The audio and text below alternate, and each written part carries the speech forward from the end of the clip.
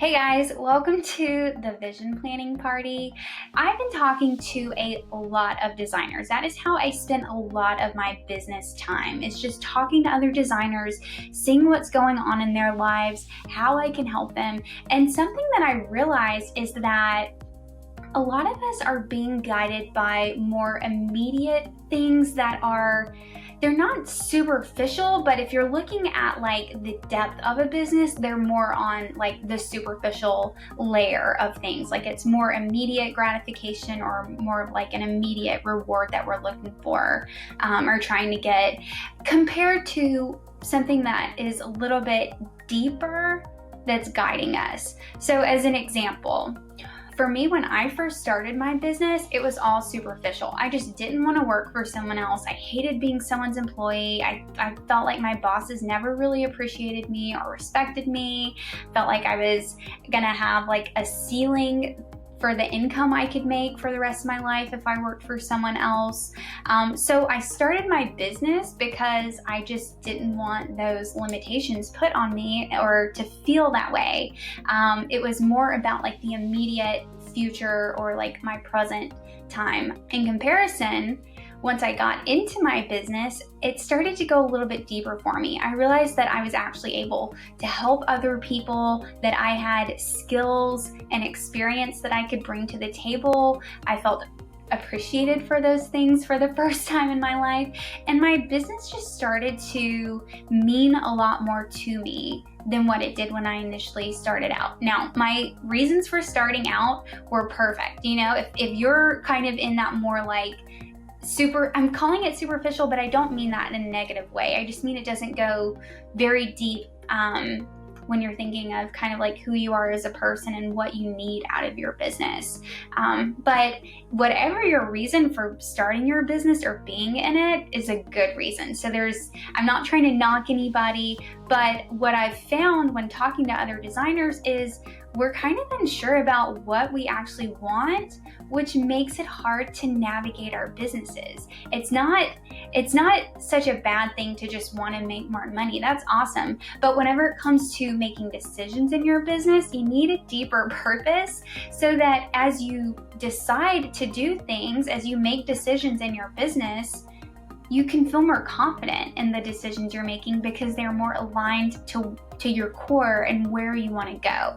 So that is the whole point of this, and I'm really, really excited to dive into it with you. I'm a super big picture thinker. I've spent a lot of time helping designers unearth these deeper meanings behind their business and where they want to go. And like I said, the point of it is I just want you to be able to make more aligned decisions in your business. I guess this comes up a lot because I'm often talking to people about whether my courses are right for them or not. And when I ask like, hey, what is it that you want? What is it that you're working towards right now? You know, I get a lot of question marks. So this will help you make investments in your business. It'll help you figure out how to spend your time. We're going to start super, super high level, and then we're going to keep going just a little bit deeper until it's just all personalized to you, and you're going to have a more solid vision around your business and your life too. You'll kind of see we weave in and out of business and life because it's you and your life, and part of that is your business. I hope that makes sense. So let's go ahead and dive in. I'm just gonna read through the doc and kind of guide you through it, and then I want you to pause and play just as often as you need to on the video. Pause it whenever you need to think about things, resume it whenever you're ready to move forward on to the next step. So the first thing I want you to do is I want you to click the link below this video, and that's gonna take you to the Google Doc. Now, this is something that you're gonna need to make a copy of for yourself. So to do that, you're gonna click File. I'll show you really quick. You'll click File, make a copy, rename this, and then it'll be saved to your Google Doc account. And then you'll be able to edit it. You shouldn't be able to like click around and type in this one, but whenever you make a copy for yourself, you will. Okay, so I'm just gonna read through this. What we want to do right now is we want to get really clear on what you actually want in your business and then create a plan to get it done. So this is kind of fun, like woo-woo, like let's like dream and plan and whatever, but I actually want you to keep drilling it down so that we have something actionable at the end. So I'm a really big picture thinker. I love doing this. I'm so excited to guide you through it if you didn't already know that already. We're going to be talking about some things today that help you organize your business goals and relate them back to your unique personality, and then we'll get into planning our schedules and your projects. So the first thing is to think super big picture. This is a fun little exercise that a coach walked me through, and it was so eye-opening for me. So what I want you to do is I want you to think of yourself in the future and imagine the top 3 things that future you feels, okay? A lot of us think about like the objectives we want to reach or the things we want to tick off of our to-do list, but we don't take a lot of time to really decide how we want to feel in our day-to-day. So whenever you project yourself into the future, the super successful, awesome you of your dreams, how are you feeling? We want to come up with general ideas. I don't want you to be very specific right now. Like, I didn't jump into this in like 3 years, what do you want? We're wanting to kind of come up with the atmosphere of your life and your business. And why I want you to do that, why I want you to think in super general, broad terms, is because we can get so focused on what we want or what we think we want that we totally block off opportunities that come to us.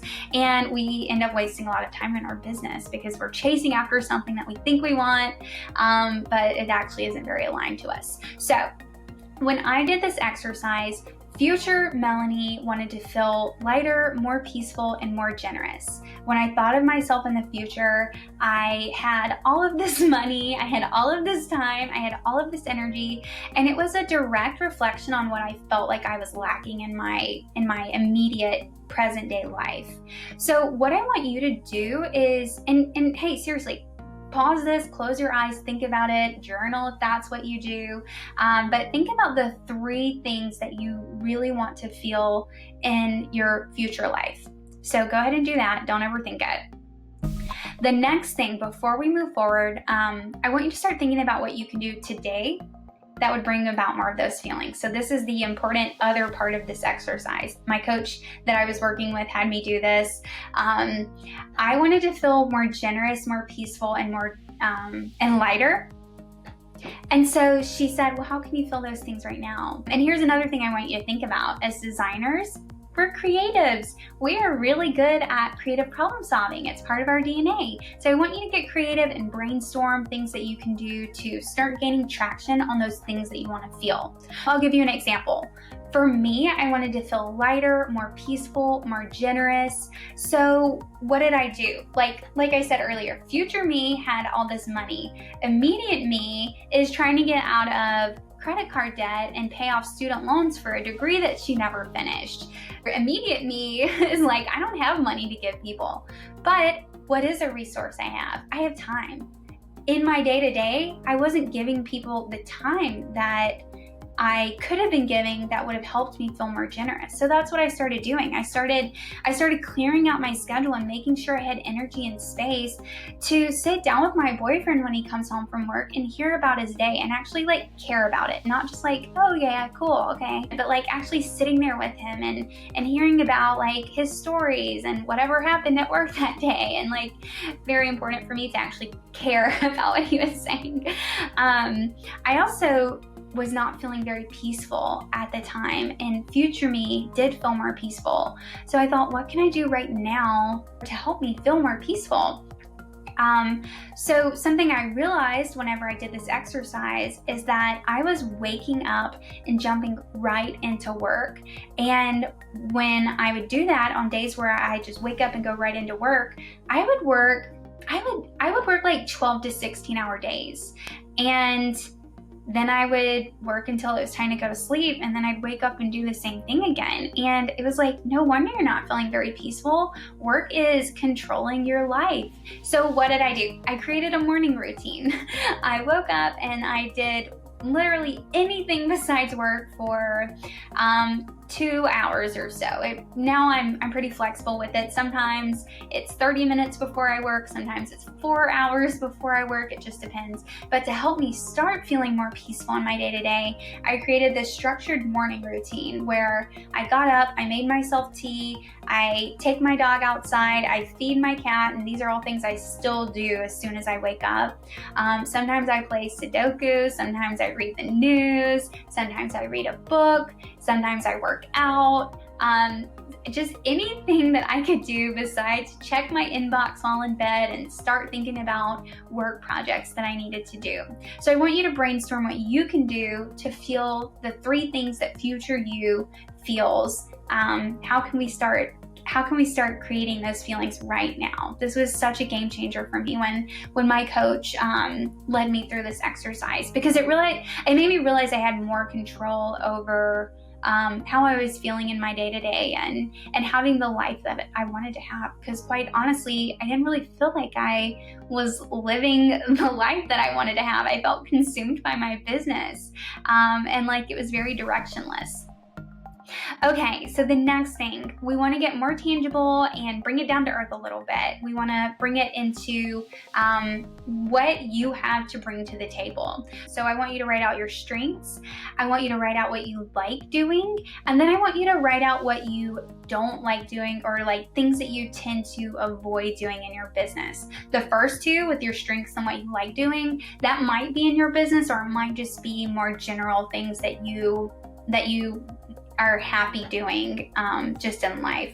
Because what I would hope is that we can start bringing those into your day-to-day at work. So go ahead and write out your strengths, write what you like doing, and then underneath that, write out anything that you tend to put off in your business or absolutely hate doing, because we obviously want to eliminate that just as soon as possible. The goal of all of this is to help you like having a business, basically, along with being able to make better decisions for yourself. So for me, my strengths, I'm really good at talking to people, I'm great at teaching, I'm creative. What I like doing, I like creating content. I like going into Facebook groups and just seeing what people need help with. Things I hate doing, that would be bookkeeping for sure. I don't really, right now in my business, enjoy designing, so I've started outsourcing a lot of that, which, by the way, the things that you list under task you avoid or hate doing, those are things that you can outsource. I'm doing this with client work, inbox management, tech setup for my digital products, and even design for my business's internal projects. Like, I just released 2 workshops earlier this year, and I had a designer friend create those for me so that I could focus on other things in my business. So these are all things that prohibited me from feeling the way that I want to feel in my business.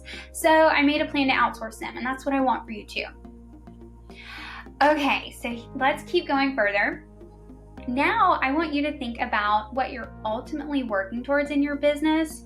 This is going to be more concrete than the feelings that you listed above. What does that look like? What are all the ideas you have to get there? Write them down, good ideas or bad ideas, it doesn't matter. So your ultimate goal, what are you actually working towards? For me, I'm working towards not working so much.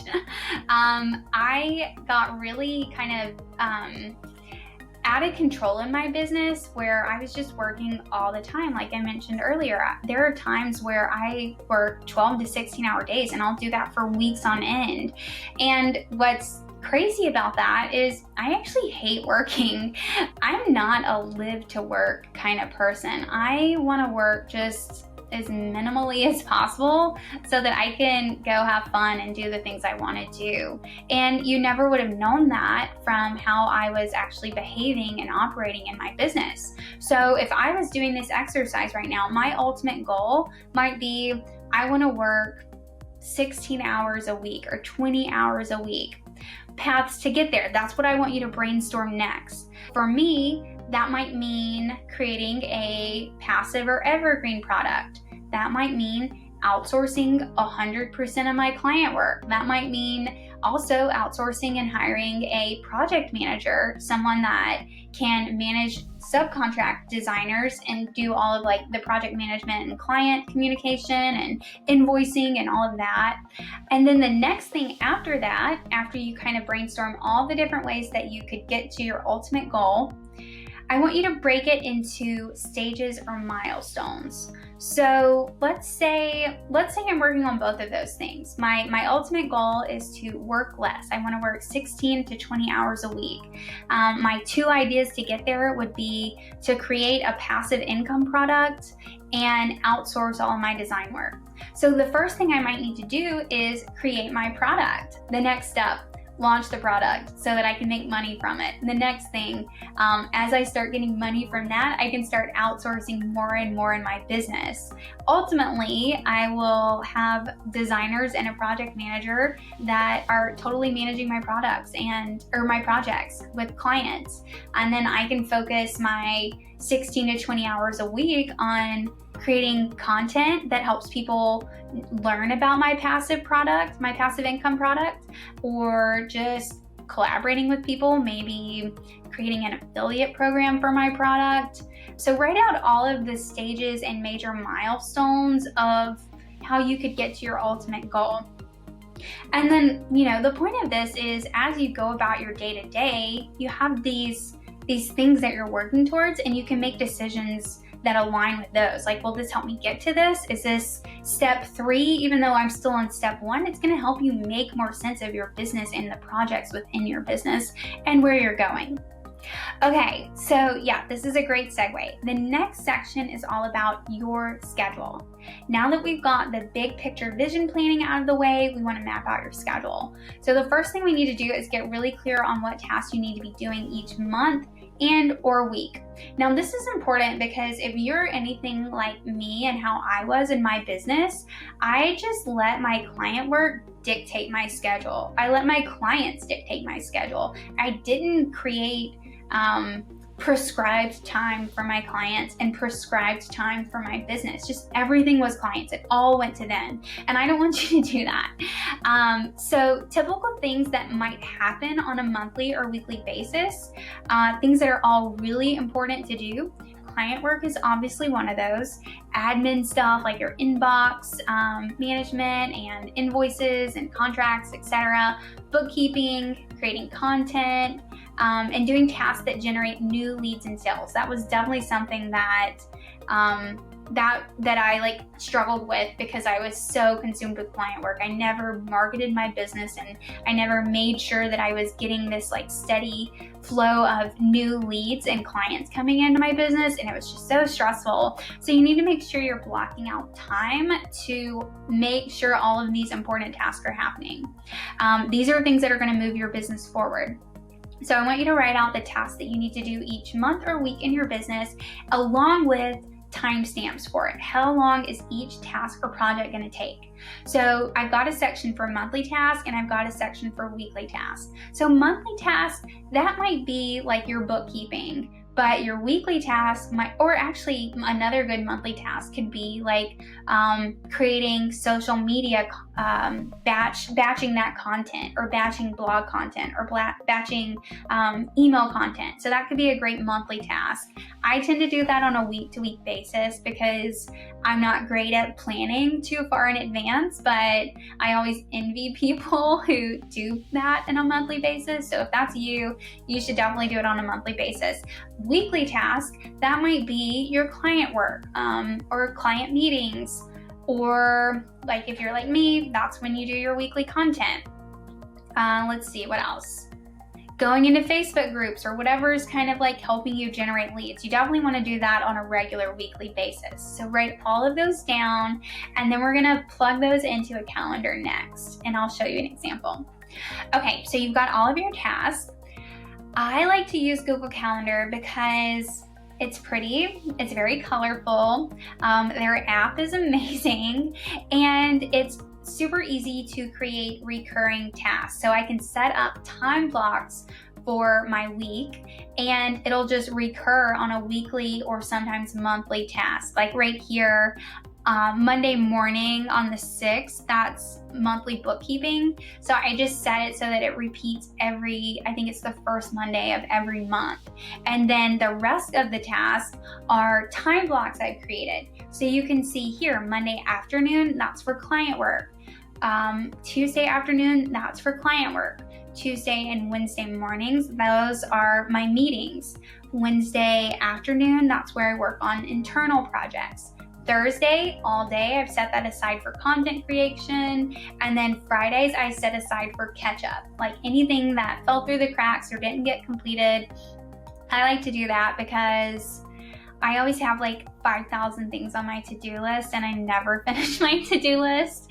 So Fridays are a good like catch-up day for me. So that's kind of how I mapped out what I want my week to look like, and then you plug it in with your monthly tasks too, like bookkeeping, or if you're batching any content creation or anything else, plug it into a calendar like Google Calendar.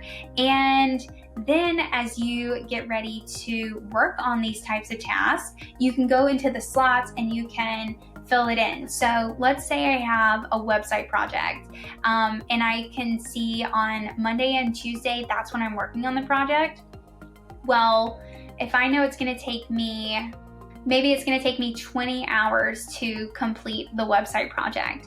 Well, here's 8 hours right here. So I know that's going to take me at least, 3 weeks for the website project. And then that client time is booked up. This is how you start booking out your calendar, by the way.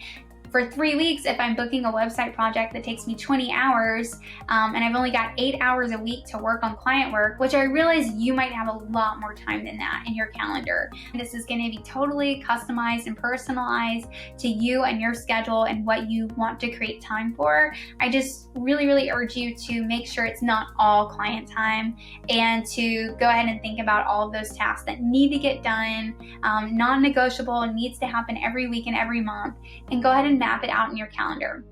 Then, like I was saying, as you get ready to book these actual projects, you can see how much time do I have allotted, how long is that going to take me, when does that mean I can book a new project. I hope that's making sense. Okay, so you'll fill in the actual projects in your calendar as you book them or as you create them. So some of these might be actually content creation. So maybe I'll go into my Google Calendar and I'll write like, this is what blog post I'm working on this week. Okay, so then we can think about your projects. And when I say projects, I do mean client work, but I also mean your internal projects. I call these HQ projects, things that your business needs to happen to move forward and grow, basically. Here are some examples. Maybe you want to start a blog or a podcast. Maybe you want to create a new opt-in, maybe build out a funnel, build out an affiliate or a referral program, organize your bookkeeping, up your Pinterest marketing, write out a new nurture sequence. You can see there are a lot of examples here. What I want you to do is I want you to write out all of your project ideas below. These are things that are going to help you meet your business goals and grow your business. And you can, if you have like client projects booked, those are obviously really important. And clients paying you money to complete a project, go ahead and write that in below too. But I want you to also prioritize your business projects too. So write all of that below. You can add to this. It's really easy. You just, as you're writing, just hit enter and it'll keep adding to the list, as you can see. You're really smart. You know how to use Google Docs. Okay, so I hope by now you're feeling lighter and more energized about your business. I'm like a freak though, so it might just only be me, but I always feel really happy and light whenever I'm like planning out. It makes me feel more in control. I love game planning and just strategizing, and I hope it's helping you right now too. Okay, but now we need to bring a little bit more focus into your projects. So what I want you to do is I need you to prioritize your first 3 projects. What are you going to tackle, and what's a realistic timeline or deadline to make each one happen? This is really, really important. I'm queen of not being realistic. I need you guys to be really realistic. Like if you've got a client project already booked, you probably already have a deadline. You can plug in that deadline. If you've got an HQ project, like maybe you want to create a nurture sequence, write that and then put a timeline or a deadline on it. When do you want to have it completed by? Next, I want you to write down what is needed to accomplish each of those projects. What are the main action items for each project? So if one of your projects is client work, you might have a strategy call, you might need to do mood boards, you might need to do, just depends on the project, sketches, refine it, digitize your sketches, whatever, put it into a presentation for your clients, like write out action items for those projects. And then if you're doing a nurture sequence, we'll just keep that example going. You might need to research awesome nurture sequences, like how to create an awesome nurture sequence. You need to actually write the sequence, and then you need to plug it into your email marketing platform. You'll need to test it out. So those are kind of the milestones that might go with that. So write down all of your projects and the milestones for them, and then go back and map it into your calendar. What I want you to do is I want you to revisit your goals and your project planning every month and every quarter so that you can assess, like, this is what I said I wanted for my business. Am I on track? Did I pivot somehow or get off track? Do I need to update my goals? Do I need to get back in line with my goals? It's a way to be more accountable with yourself and just it's just to help you make sure that you're always moving towards where you want to go versus blindly doing that. If this was helpful for you, then you might be interested in my free workshop I created. It's all about streamlining your design business with systems that do all your heavy lifting for under $100 a month. In this workshop, I show you how to streamline your business, how to think about it. If you're not really gaining the traction that you want, this is going to be a good workshop for you because it goes over my 4-part framework that helps you make sure that you can actually grow, that you're setting up a good foundation to grow. And then I go over all the most important tools that you need in your business, in your web design business, so that you can actually gain that traction and grow. And like the title says, it's going to do all the heavy lifting for you. I want all designers everywhere to have more brain space for creativity. I want you to have better clients and better projects and better balance between work and your life. And most importantly, you can do all of this for under $100 a month. I show you how in the workshop. So I hope that was helpful for you. If you enjoyed this, please come find me and let me know what you think about it and what you're working towards right now. I'd love to hear it. Okay, have a good one. I'll talk to you later.